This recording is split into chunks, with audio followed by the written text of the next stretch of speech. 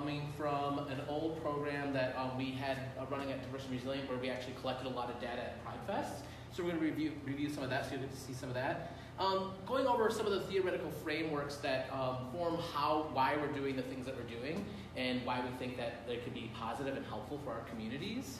Looking at our community readiness assessment to just see where our community is at addressing tobacco use.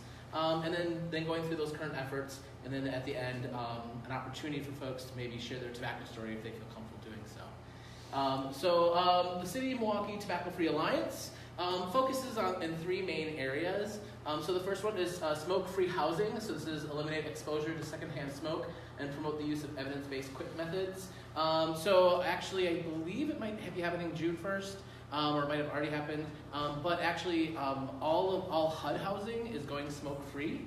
And so if you are in the City of Milwaukee and you have City of Milwaukee housing, that housing is going to be smoke-free now. And so already, we're looking at seeing ways to create policies that allow for specifically multi-unit housing to be smoke-free. And the reason for that is, people can choose to smoke if they want. The unfortunate side effects of secondhand smoke, though, the other people around them don't make that choice. And so as far as making sure that everyone gets to be able to have happy, healthy living in their homes, we work on that project there. Another one is youth prevention. So one of the things that we know is that a lot of times when people start smoking, they oftentimes start young. And so we have some prevention efforts to try to stop that.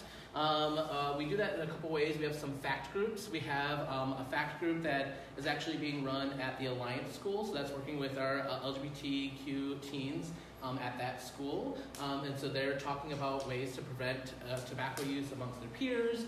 They're doing factivisms where they go out and talk to people about what's going on with tobacco, how it's affecting us. And there's that piece. Another thing that some of our young folks do is we have a Wisconsin Wins program.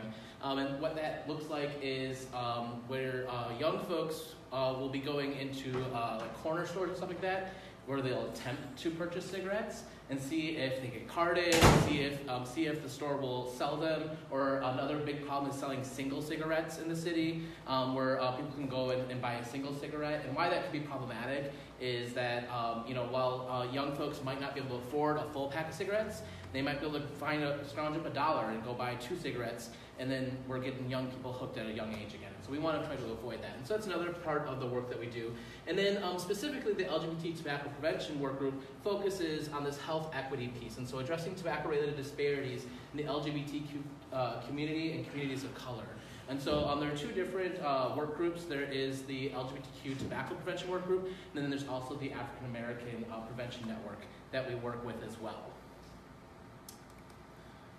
So LGBTQ use in Wisconsin. So based on both the national and local surveys, LGBTQ community smokes at roughly twice the rate of cisgender straight community, and specifically among young folks. And so we're seeing that we have really high rates of smoking within our community. And this is really problematic, especially if you consider the fact that our community has to deal with a lot of other sort of pieces already, whether that is HIV and STI, whether that is laws that are not supportive of us in our lives, whether that is stupid insurance companies that get in the way of letting us be healthy, all of these things. And then on top of that, we're also having to contend with the fact that we smoke at twice the rates of non-LGBTQ folks.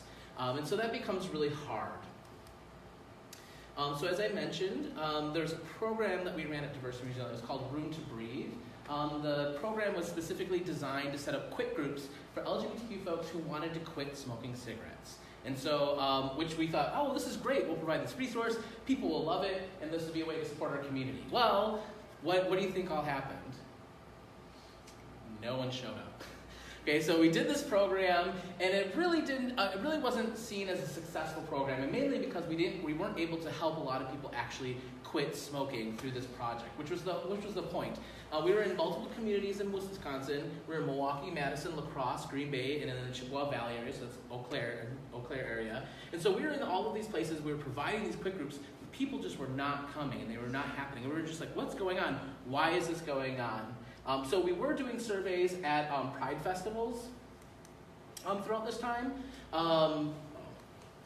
We were doing surveys about, at Pride festivals at this time, and the surveys were asking specifically not about just people's behavior around smoking, but people's perceptions of smoking. Do they have any rules in their house around smoking?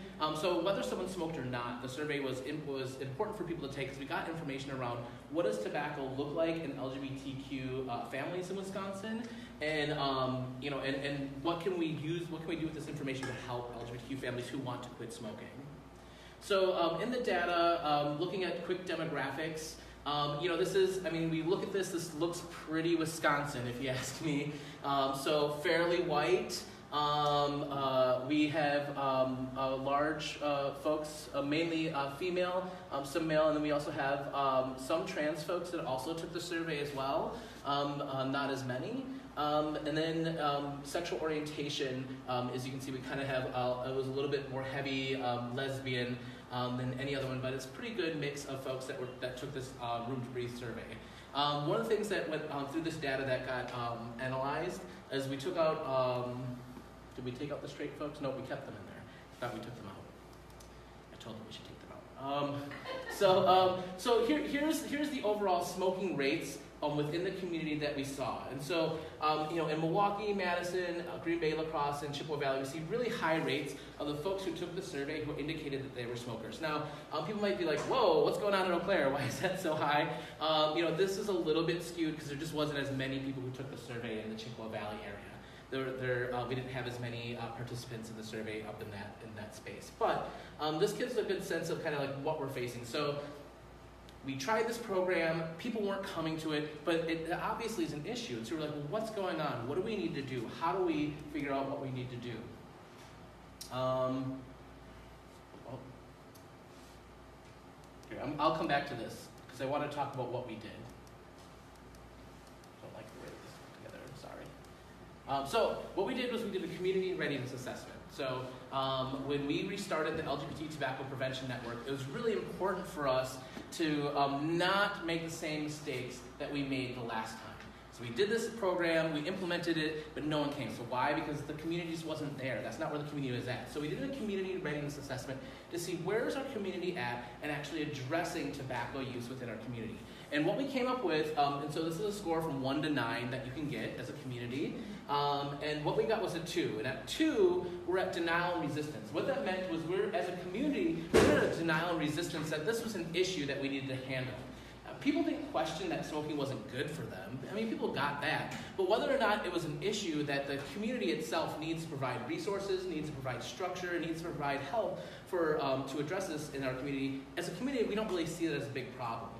Some of the stuff that came out from this readiness assessment was people thought, we need to be worried more about like our, laws that are protecting us. We need to be worried about more like bullying that's happening. We need to be more worried about, STIs and stuff like that. Those are the things that are really facing our community that we need to be addressing. Tobacco use, if someone wants to smoke, let them smoke. And the reason why this is, a dangerous place to be in is that tobacco is a big killer of LGBTQ folks. It's one of those most preventable ways of dying that we can try to prevent if we get people to think about quitting smoking. So that's what we did. We did a community readiness assessment, and that's the reason why the other intervention didn't work. That other intervention was at a stage that isn't denial and resistance, a stage called preparation and action. So a stage where a community is ready to take action on a problem, and as a community in Milwaukee, we're just not there. So we had to take a look at, well, what are we working with? Where are people at? So back to where we're at. One of the things we did find is that, quit method. What are the ways that people try to quit in LGBTQ folks in Wisconsin? And the main one is cold turkey, which is interesting because cold turkey, while is effective for some folks, is not as effective. The nicotine replacement therapy can almost improve someone's chance by 20% to be successful at quitting by using nicotine replacement therapy. And that's about trying to really help support them in the process of weaning themselves off of the nicotine, which is the addictive additive within cigarettes. That gets people addicted. So that was an interesting piece that we found out. Another one was the reasons for relapse. So stress ultimately is the largest reason, and I think that's a major reason why a lot of people start and continue to smoke cigarettes. But another big one was peer pressure.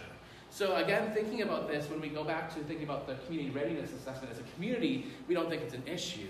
Well, what that also could look like is, because we don't think it's an issue, when someone wants to quit smoking, if we don't support them in that process, then oftentimes that can mean a failure in their ability to actually quit because they want to. Peer pressure is a real big reason why a lot of people would relapse into it. All my friends smoke. They all, I can smell it on them, or they would ask me to come out with them. All of those things is not really helpful when someone's trying to quit smoking. So that's one of the things to think about, is that whether you're a person who's trying to quit smoking or someone who's trying to quit smoking, think about, how can I best support myself, or how can I best support that person in that process? What does that look like? So this is interesting stuff that we got from here about the reasons for relapse. So people might say, Anthony, okay, you're saying that LGBTQ folks smoke at higher rates. What is that all about? Why do people do that? One of the reasons why we think this happens is something called minority stress. So this is a theory that was created that really talks about the reason why people who have minority identities might be having negative health outcomes. What's going on with that? What about that identity itself is causing negative health outcomes? And so what's happening, and what has been identified, is that a person who has a minority status, and so in this situation we'll use the LGBTQ community, so their sexual orientation or their gender orientation has put them in a minority status, and because of that, they witness acts of violence and acts of oppression that are happening to other folks who identify that way. So whether that happens to them or not. So what that could look like is, in a school, someone goes to school, maybe they're not out in any sort of way, but they see someone else being targeted because of their sexual orientation or perceived gender. And so because of that, that in and of itself creates stress. And when you're on that, you're in that hypervigilant state. When you're in that hypervigilant state, it's really difficult to focus. It's really difficult to be successful. It's really difficult to do well. And during this whole time when you're doing that, a lot of times what people will often do is they'll take on, they'll take on the negative aspects that are put onto a community. And so if people say negative things about a community and you start taking that on, then it's like, well, then why should I take care of myself? I'm this horrible being, because that's what they say I am, so why should I even try to not smoke? Why should I even try to do the positive health outcomes? And so that's one of the reasons why we see such high rates of smoking and high rates of drinking within the LGBT community. A lot of it is minority stress. And so people are like, well, but Anthony, everyone's got stress, so you can't just get rid of it. What do we do? So there is an answer to this. And honestly, the answer is about giving folks coping skills and social support. And so, and this is a twofold. You can't have one without the other. You definitely need the social support, because we need to let people know that they are beautiful, that they are wonderful, and that they do deserve to live happy, healthy lives, just as who they are. And so that's the very first part. And then once folks can feel like they understand that they do get to deserve to live a happy, healthy life, we need to give them healthy coping mechanisms to deal with the stress. Just because we know that we're good doesn't mean that the stress stops, right? It doesn't just make it go away. And so what we need to do is help folks see other ways to deal with that stress and give them positive coping methods to deal with that sort of stress in connection to social supports. The social support is a very important aspect to that. And so these are the things that need to start happening in order for us to really start moving to some of these better health behaviors. Dr. Kimberly Crenshaw also created a theory, and it's the intersectionality. And so this is one that takes that kind of thought process one step further.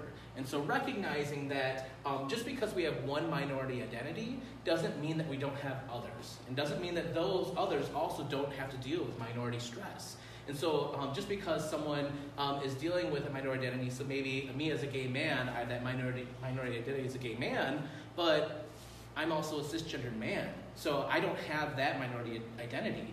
But if I weren't a cisgendered man, if maybe I was a cisgendered woman, or if I was a trans person, like now I have a minority identity and minority identity and sexual orientation. So it's multiple identities that I'm going to have to deal with. And the important thing to recognize for this, and the reason why intersectionality is important, is a lot of times people like to make people choose. Well, are you gay or are you black?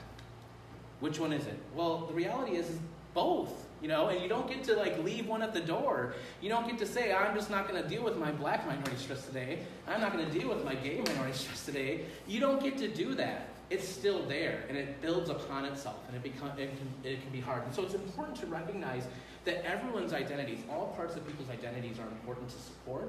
All people's identities are important to welcome, because that brings that whole person, and it involves the whole person. So, and that was by Dr. Kimberly Crenshaw, who actually formulated that and gave us that. Before I go into what about e-cigarettes, I want to do a quick activity. So what I need folks to do is I need folks to pair up, find a partner, and then just stand next to your partner, because we're going to do a quick little activity. And this is to get us maybe thinking a little bit more about like how does minority stress affect us in our daily lives, okay? So what I need you to do is find your partner, stand, and then how many people in here as a child or in their childhood played the hand slap game? You know, where you have, one person has their hands down here and they're trying to like get the hands up there, and the person on the top is trying to pull their hands away, right? That game, that little game? Okay, so we're going to play that game. However, there's going to be a little bit of change in that. So first of all, if you're the person who is doing the slapping, so your hands are on the bottom, you're trying to get the hands slapped on top, you need to give the slapper person just simple mathematical equations, like 1 + 1, 2 + 2, 3 - 1, and that's it. And so that's what you're doing. So you're just trying to slap their hands and give them simple math equations. The person who is being slapped, the slappee, not only do I need you to try to avoid getting the slap, but I need you to answer that mathematical equation, okay? So everyone's going to get a chance to be both roles, don't worry. So we're just doing 30 seconds on each, okay? So do we have our partners all ready? Do we have our positions? Okay, ready? Go. Yep. Just simple mathematical. 1 + 1, 2 + 1. Yeah, let's go for it. Okay. You want to give me that equation, and then you want to be trying to. Yeah, right. Let's see, 2 + 2. Yeah. Yeah, but Yeah, like that. question that. And then you want to try to not have your hand slapped. You want to pull away before she can slap you down. 4 + 1. 3 divided by 2. There we go. Okay, we got it. 3 divided by Okay, 10 more seconds in this pairing, and then we're going to switch. Wrong. Got it though. Okay, why don't you switch positions now? So if you were the person who was doing the slapping, now you're the person who's being slapped. And again, remember, you just want to answer simple mathematical questions and not get hit. Go ahead and go. No, you're good, you're good. I want to give that applause because I feel like it's hard to answer too, Alright, let's see. Yeah. And remember, these are simple mathematical equations. 12 times 3. 36. 12 times 3 over there. None of us are Alan Turing in here. Okay, 10 more seconds. 1 - 1. Alright, there we go. Yeah, exactly. Okay, stop. 8. Okay, so you can go ahead and take a seat. Thank you, everyone. So my first question is, how was that for you? So think about in the situation when you were the slappy, you're trying not to get your hand slapped, and you're answering these mathematical equations. What was that like for you? Basically, more mental effort had to be spent. Yeah, a lot more effort had to be spent. Anyone else? What was it? Stressful.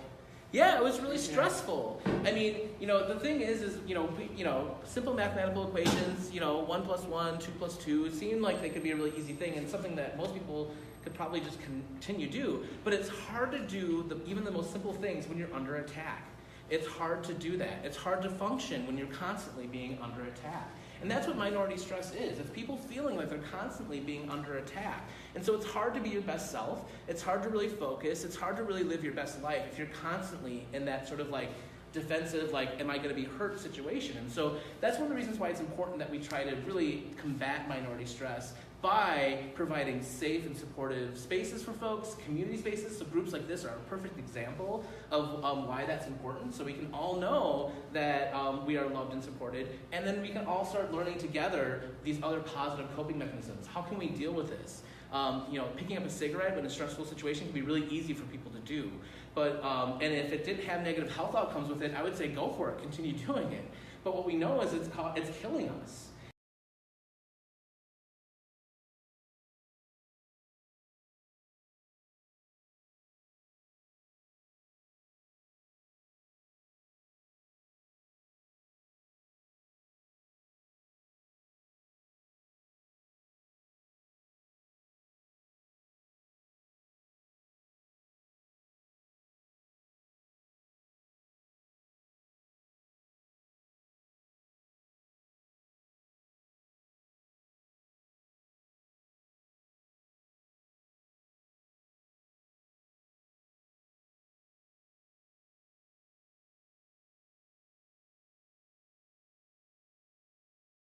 say, yes, this is safer. What we do have is actually a few studies that have recently come out showing that it's not safer, and that it is dangerous to our health.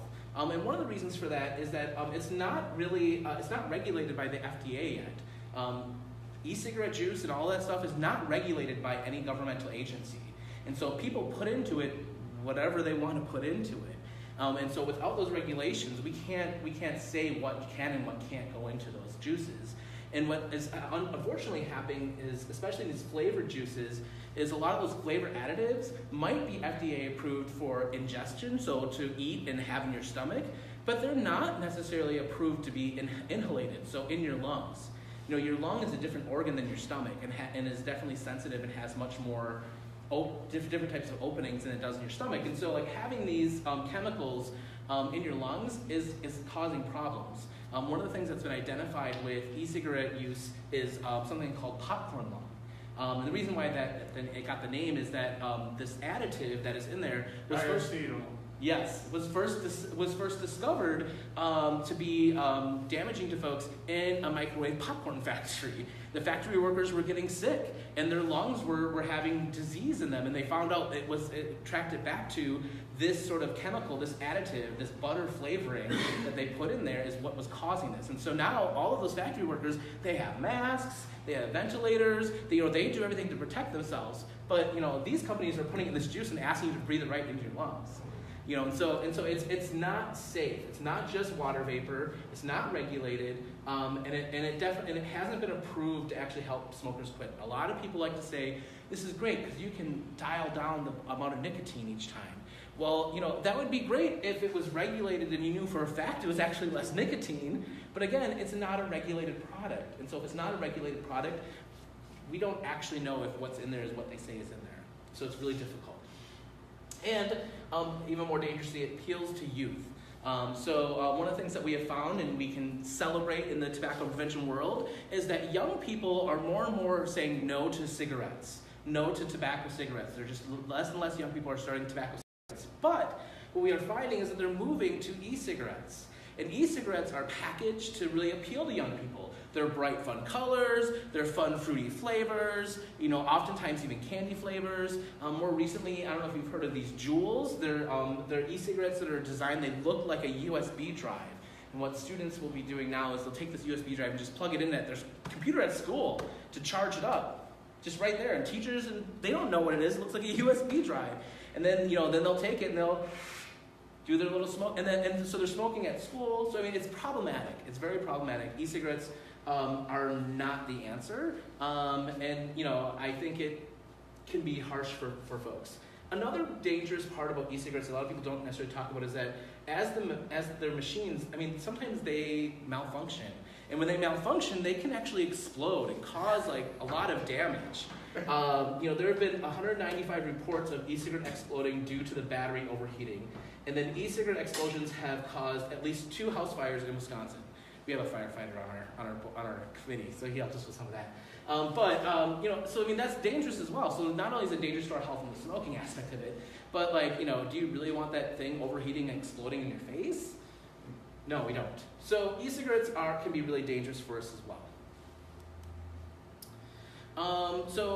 One of the things that, one of the reasons why we see that there's such high rates also besides minority stress is some of it is around just our availability of it. So if we're looking in the city of Milwaukee, there are over 845 retailers that you can purchase cigarettes at or tobacco products at. And so it's really easy to find, right? You don't have to go very far to find a place to buy tobacco products. This is right here is actually some examples of some of the other problematic tobacco products besides e-cigarettes and the way that they try to entice young folks. And so in here you'll see some these swishers and stuff like that, and the way that their flavors and their colors really match kind of candy almost. You can't tell, so here's the Skittles, here's a Swisher, here's some Takis, here's another tobacco product. You know what I mean? But it all looks like it goes together, right? Because they know what they're doing. They understand, the tobacco industries understand that in order to have a client, they want them early and they want to have them for as long as they can. So they want to get them young. So we need to do stuff to protect our young folks as well as the rest of our community too. So some other pieces to think about. So this is about really, people are like, well, Anthony, tobacco use is an individual thing. If I want to smoke, I should be able to smoke. I'm an adult. I should be able to do that. And for me, I'm going to say, I'm not here to tell you you shouldn't be able to do what you want to do. If you want to smoke, you're going to smoke. However, I want people to understand what that smoking actually does. Not only does it give us physical harm and make us physically ill, but it also doesn't help our community at all. So over here, if you're looking at top contributors, so these red bars represent giving to Republican or conservative groups, and the blue is more Democrat or liberal groups. And so these are all big tobacco companies. So Reynolds of America is the biggest one, is one of the bigger ones. And do you see how much money? I mean, they're giving lots of money to conservative groups. And so this is a little piece here of LGBT community has to fight for against prejudice and discrimination. This is because of that we end up having stress. They tell us that they love us and so they want us to smoke their products, so we do. And then they give money to these conservative politicians, which make laws that continue to discriminate us, which causes us to have stress and need to smoke, which causes us to buy their cigarettes, and so it's a vicious cycle, right? So they're not helping us. Another way that this looks is industries target us. I can't remember, it was maybe sometime in the 90s or early 2000s. R.J. Reynolds actually gave a lot of money. I mean, they gave, I think it was somewhere around the tune of $500 million to aid service organizations and stuff like that, and saying, hey, we care about you. We care about your community. We know this is important, so we want to help you. But then they spent 3 times that amount of money telling everyone they did that. Why? Because they weren't interested in helping our community. They're interested in having our community think, these are our friends. R.J. Reynolds, the people that sell these tobaccos, they are our friends. That's what they wanted us to think. And so that's where they actually spent their money. That's where they spent their resources. Because if they really wanted to help us, they would have spent 3 times that amount on helping us, and then that third of that amount on talking about what they did, if they really cared about our community. Here's some other examples of targeting. Specifically, menthol targeting is really big, not only to the LGBTQ communities, but also African American communities. And why that can also be hard is that menthol cigarettes are shown to be harder to quit than regular cigarettes, and part of that is the menthol flavoring makes it easier to draw in more of the nicotine, and it can have a harsher effect on your lungs, and then it can be harder to quit. But they try to say, hey, we are with you. They like to abscond our language. The freedom to smoke, the freedom to choose, the freedom to whatever. And it's all these things of stop using our language, stop saying that you're our friend because you want us to buy your thing. And then oftentimes they're at our music events and our community events. And so last year the Newport had a huge sponsorship with Pride Fest, and that meant having a huge sort of trailer there with scantily clad people, enticing people to come in and see how cool it is and have some cigarettes. And then not only that, but then give them a coupon so they get cigarettes super cheap. Because again, what they know is if they can get people to start smoking cigarettes, they know they'll continue smoking cigarettes. And so it behooves them to try to continue to get in more new customers, no matter if it's killing us. So we've been fighting back a little bit. So there's some countermessaging that we've been putting out there. This Free Life, if you haven't had a chance to look it up online, This Free Life. They have a lot of cool, fun, sort of anti-smoking pieces with using some RuPaul's drag show folks. But we also have, there are many, we also have these other sort of tips from former smokers campaign. Also has some LGBT specific folks talking about the importance of quitting smoking for them, or what tobacco did to them. So we have some anti-smoking stuff too. The problem with this is that, yeah, we have this, but the tobacco companies are spending millions of dollars every single day on advertising to try to entice us to smoke. Literally millions of dollars every day to do so. And we are fighting back with as much as we got, but we don't have nearly that kind of resource to fight against that sort of messaging. And so it can be really difficult to get your message across. So look at pricing and couponing. So I was talking a little bit how they got them really cheap. So one of the things that we know is that if cigarette prices go up, more people tend to smoke less because cigarette prices go up. And so that's one of the reasons why oftentimes states will implement a really large tax on cigarettes. And the purpose of that is to make the cigarette prices increase. So then that way people are less likely to want to smoke on a regular basis. And so when they do coupons like this, that's kind of looping around that sort of like extra check there that the state has put in to try to help folks quit. They're like, you know what, who cares? We'll just give you that for that. Or, you know, when you look at some of these like swishers and stuff like 2 for 99 cents, that's definitely way less than the tobacco tax, which currently is $2.52, right? That's not, you know, so that tax is not being put onto that product. So that can be problematic as well. Talked about the community readiness assessment. So what are we doing? So how are we trying to address this? So with the community ready assessment at denial resistance rating, what we need to do is we need to give out more information. We need to tell our story about the reason why it's important. So we've done this in a couple different ways. We've done infographics and video stories. So a bunch of stories talking about people's journeys to quitting and what that was like for them and why they made that decision. As well as working with different community partners. So when I first started in this work group, I think there might have been like 2 organizations, but now there are a number of organizations representing a lot of different folks across our community that are part of thinking about how can we better support our community in an attempt to help them get to a place where they want to quit smoking, and then when they are, let's give them the resources to help them do so. Bar outreach, and so that means like reaching out to our to the entire community, and so it's not just public health spaces or community-based organizations. Like our whole community is much larger than that, and so we want to make sure that everyone gets to be involved in this. And so, we've been starting some bar outreach. It's been a little hit and miss, not quite as successful as we wanted it to be, but we're starting, and we got to start that process somewhere. We got to start making those inroads and making those relationships in a way that really helps us all see that this is a community effort, not us attacking a specific person or a specific industry.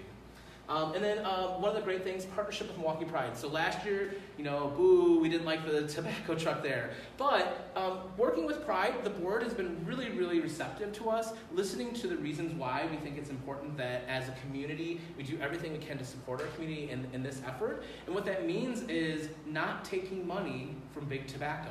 That's a real big thing. We understand that Pride Fest doesn't run itself for free. And so to make this request is a big request. And working with Pride Fest, they've come to an agreement with us of that they will no longer continue to take tobacco sponsorship funding. And so that means we're no longer going to be having these big tobacco trucks of scantily clad people trying to convince us that it's good for us to smoke these cigarettes. And so that's going to be really helpful for our community. And this has also helped us build inroads with the Pride Fest board into thinking about the better ways that we can support our community. And so that's another thing that's been going on. That's been good. That's good. I talked about youth prevention, so the FACT group, that's for 12 to 18-year-olds. We also have a Spark group, and so this is like a college sort of like version of FACT. And that is run through UWM, and that's with 18 to 25-year-olds. And then for the last couple of years, the UWM Drag Show has allowed us to put up ads as well as show some of those videos around helping people prevent tobacco. So they've been really open to that, which has been great. So I talked about the partnership with Pride a little bit. The tobacco-free sponsorship is huge. They're also increasing more smoke-free spaces. So they're putting up. They're going to be putting up signage that we had to create. Thank you, Ashley. She had a great idea. So smoke-free spaces. So there's going to be more of those available. So again, if people do want to choose to smoke, there's still space where they can smoke and do so. But we're trying to also create a space where the community can be that doesn't have to be around smoke as well. And so we'll have some smoke-free spaces. Outreach is going to happen in the health and wellness area. The video screenings by the stage. So last year was the first year they allowed us to do this. They're going to allow us to do it again some of these videos that we've created. They're allowing us to screen them up by the big Miller stage, up on the big screens. So in between acts or whatnot, these will be playing on those screens. So if you're there and you're walking around and you look up, you see what's going on, that's probably what it is, one of those. And then follow up with the CRA with the Pride Board. So the community readiness assessment that we did that put us at a level 2, we started that when we first started this group, which is about 4 years ago. So we're redoing the community readiness assessment again to see where's our community at now.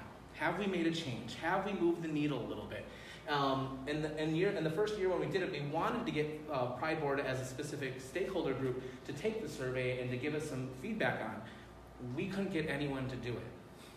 So, but now this time, we're having a lot more success in getting folks on the Pride Board who are willing to do the CRA with us. So then that can help really inform us even more better about like what's happening in our community. And that, again, it's about making those relationships and building that trust between organizations.